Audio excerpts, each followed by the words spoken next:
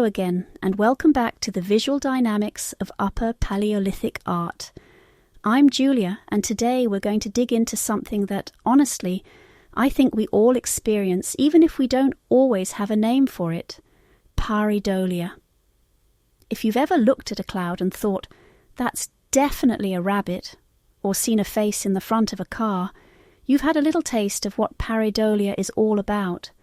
It's this automatic, almost sneaky process our brains do, where we see meaningful shapes, faces, animals, you name it, in random patterns. Now, in the world of cave art, Pareidolia has been a bit of a double-edged sword.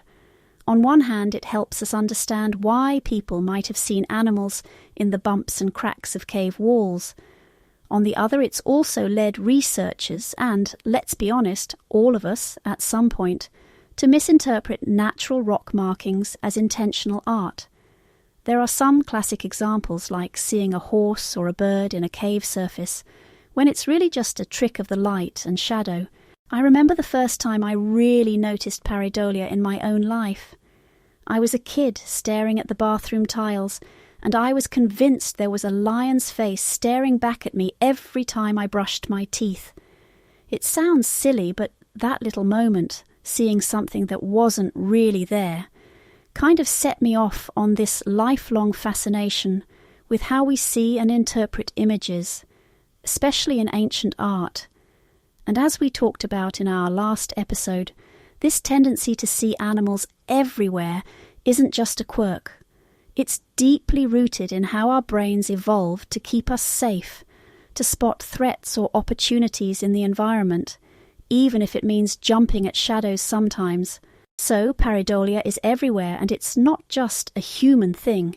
Infants, even some monkeys, show signs of it. But when it comes to cave art, relying too much on Pareidolia can get us into trouble. It's a bit like seeing what we want to see rather than what's actually there. And that's where things start to get really interesting, because there's more to the story than just our brains playing tricks on us.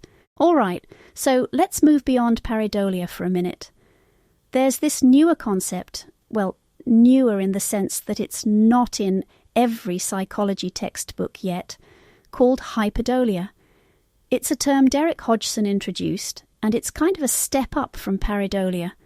Instead of just seeing random shapes as something familiar, Hyperdolia is about our brains being primed by emotion, culture, even ritual, to see very specific images in ambiguous places. It's not just that rock looks a bit like a horse. It's more like, I'm expecting to see a horse, and so I do. What's wild is that when you look at Upper Palaeolithic cave art, you see this incredible consistency. Horses, bison, mammoths, these animals show up again and again over thousands of years. If it was just Pareidolia, you'd expect a lot more variety, maybe more human faces or just random shapes, but that's not what we find. Instead, it's almost as if the artists, and maybe the whole community, were tuned in to see and create these particular animals. That's Hyperdolia in action. The visual system is primed by cultural expectations, emotional investment, and repeated experiences.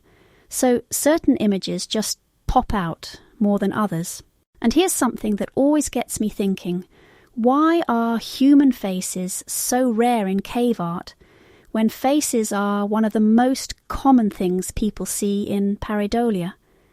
I mean, if you've ever done a Rorschach test, you know faces are the first thing that come to mind. But in these ancient caves, it's almost all animals.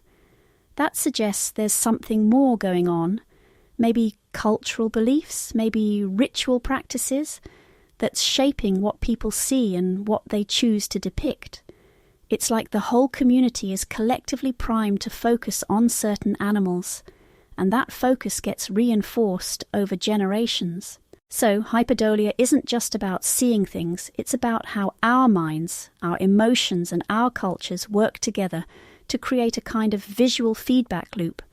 The more you expect to see something, the more likely you are to actually see it, and then to make it real by drawing it on the cave wall. It's a much more nuanced and, honestly, a much more human process than just random pattern spotting. Now, let's get a bit nerdy for a second and talk about what's happening in the brain when all this is going on. Neuroscience has shown that when we see animals, or even just the outlines of animals, there are specific areas in our brains that light up. There's a whole network, including the amygdala, that's tuned to pick out animals quickly, probably because for most of human history, knowing where the animals were was a matter of survival. But it's not just about the brain's wiring. The environment plays a huge role too. Imagine being deep in a cave, with only a flickering torch for light. The shadows move, the contours of the rock shift, and suddenly an animal shape seems to leap out at you. That's not just pareidolia or hyperdolia at work.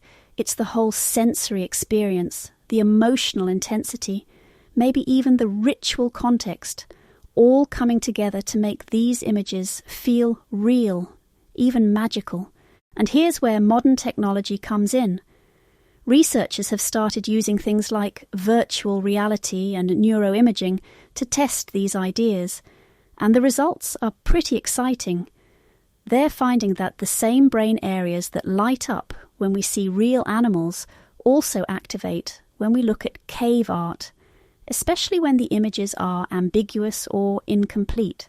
It's like our brains are filling in the gaps, using memory, emotion, and expectation to complete the picture. This really supports what Derek Hodgson was saying back in 2008, and it's amazing to see how his ideas have held up as the science has advanced. So, to wrap up for today, moving beyond pareidolia to hyperdolia gives us a much richer understanding of how and why these iconic animal images were created. It's not just about seeing things that aren't there, it's about how culture, emotion, ritual, and the environment all shape what we see and what we make. And honestly, I think that's a much more interesting story. Thanks for listening, and I hope you'll join me next time as we keep exploring the mysteries behind the art on the cave walls. There's still so much more to uncover,